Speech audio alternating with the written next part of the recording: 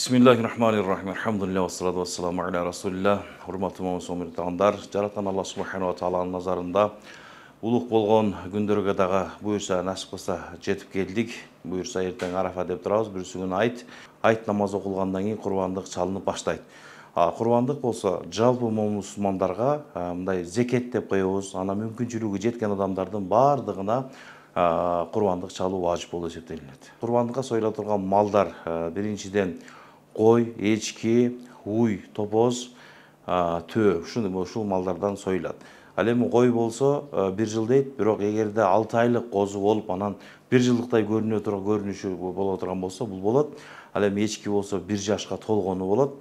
Андан кийин уй менен топоз 2 жашка толуш керек. Ал эми төө болсо 5 жаштан жогору болуш керек.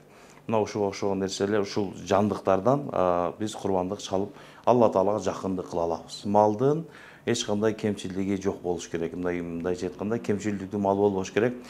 Көзү сокур болбош керек. Башкача айтканда, мына оордуу мал болбош керек да. Анан кулагынын эндери бүтүн, эми көбүнчө жок дегенде 4төн 3 бөлүгүндө туруш керек. Эми кээде биздин баарыбыз эле кичинекейинде малды эндин кулагын кичине кесип коюлат да.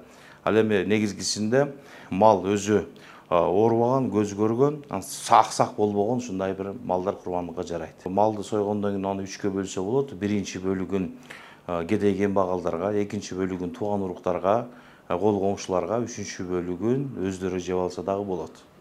Андай ушундай шартта болсо болот. Ал эми эгерде жок, өзү мына жетиштүү болуп, Кудайыма шүгүр десе, анда жалпы эле адамдарга бар таркатып койсо дагы мүмкүнчүлүк боло берет.